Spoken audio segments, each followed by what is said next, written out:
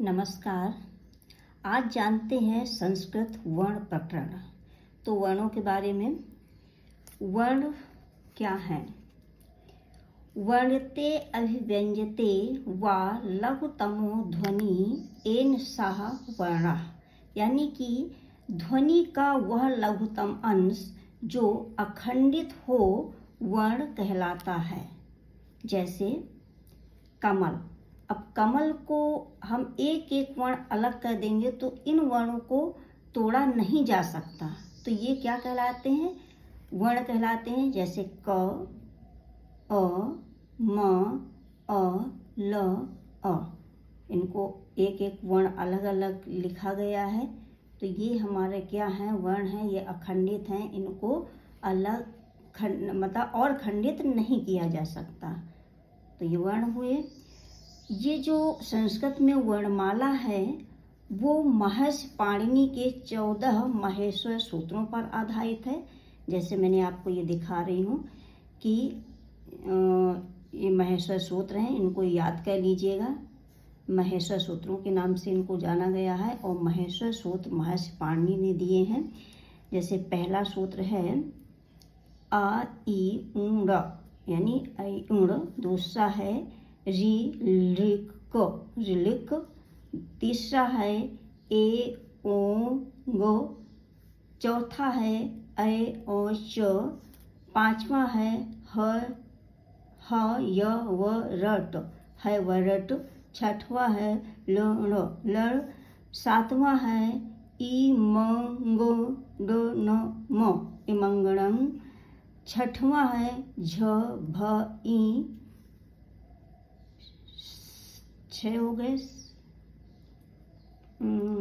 छठवां ये, सातवां ये था, आठवां था झ भ ई। 9वां है घ ढ ध स। 10वां है ज ब ग ड ध स। 11वां है ख फ छ ठ थ च ट त व। 12वां है क प य। 13वां है श श स र और 14 है ह ल। इन महेश्वर सूत्रों में ही आपकी पूरी वर्णमाला समाहित है और इन महेश्वर सूत्रों को अच्छे से याद करिएगा, क्योंकि क्वेश्चन आते हैं आपके कोई भी एग्जाम हो उसमें 14 महेश्वर सूत्र पूछे जाते हैं और ये क्रमशः हैं, इनका क्रम यही होना चाहिए। तो इन महेश्वर सूत्रों के आधार पर ही हमारी संस्कृत की वर्णमाला बनी है। तो वर्णमाला को या वर्ण भेद को 2 भागों में विभक्त किया गया है। जैसे वर्ण भेद आपको मैं दिखा रही हूँ कि पहले आपके स्वर आते हैं, दूसरे आते हैं व्यंजन। स्वर को संस्कृत में अच कहा गया है और व्यंजन को हल कहा गया है। अब जो स्वर हैं, जो ये वर्णमाला 2 भागों में विभक्त है, यानी वर्णों को 2 भागों में विभाजित किया गया है, 2 भेद किए गए हैं। पहला जैसे मैंने बताया स्वर यानी अच और व्यंजन यानी हल। अब जो स्वर वर्ण है तो स्वर वर्णों को भी 2 भागों में विभाजित किया गया है। पहला ह्रस्व स्वर और दूसरा दीर्घ स्वर। ह्रस्व स्वर में कौन कौन से वर्ण आते हैं? ह्रस्व का मतलब है आपका छोटा, तो आ गया, ई आया, ऊ आया, री आया और री आया। दीर्घ में आता है बड़ा आ, बड़ी ई, बड़ा ऊ, बड़ी री आपकी आएगी, ए ओ औ। ये आपके स्वर हैं यानी अच हैं। अब ये जो ह्रस्व स्वर हैं ये संख्या में कितने हैं? 5 हैं और दीर्घ स्वर आपके 8 हैं संख्या में। अब दूसरा आपका जो भाग किया गया है व्यंजन, तो व्यंजन वर्ण को संस्कृत में हल कहते हैं। इनको भी 3 भागों में विभक्त किया गया है। जैसे आपका स्पर्श व्यंजन।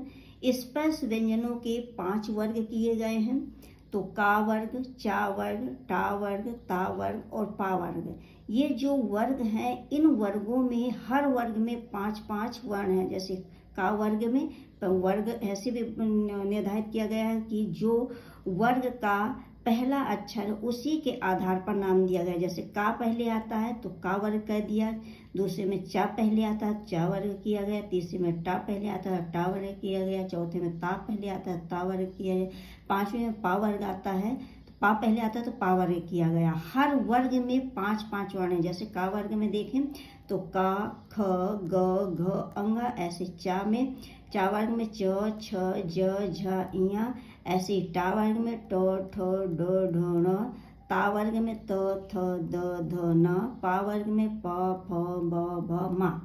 यानी कुल मिला के स्पर्श व्यंजनों की संख्या कितनी हुई? 25 हुई। फिर आते हैं आपके अंतस्थ व्यंजन। अंतस्थ व्यंजन य, र, ल, य, व, रा, ला। अब जो आपका जो संस्कृत में क्रम है अंतस्थ व्यंजन का, तो पहले क्या है? या है, फिर वा है, फिर रा है, फिर ला है। जबकि हिंदी में ये नहीं है, या, रा, ला, वा है। और संस्कृत में आप देख रहे हैं कि पहले या, व, रा, ला है अंतस्थ व्यंजन में। ये क्रम संस्कृत में है। ऊष्म व्यंजन में भी आते हैं आपके श, ख, श, हा, ये 4 हैं। तो आप जैसे देखें कि स्पर्श व्यंजनों की संख्या कितनी है? 25 है। अंतस्थ व्यंजनों की संख्या कितनी है? 4 है। ऊष्म व्यंजनों की संख्या कितनी है? 4 है। तो इस प्रकार आप इस वर्ण भेद को समझिए और इनको याद रखिएगा कि वर्ण को हम 2 भागों में बांटे हैं, स्वर और व्यंजन। स्वर को अच कहा गया है, व्यंजन को हल कहा गया है। फिर अच जो वर्ण हैं उनको 2 भागों में विभाजित किया गया है, ह्रस्व और दीर्घ।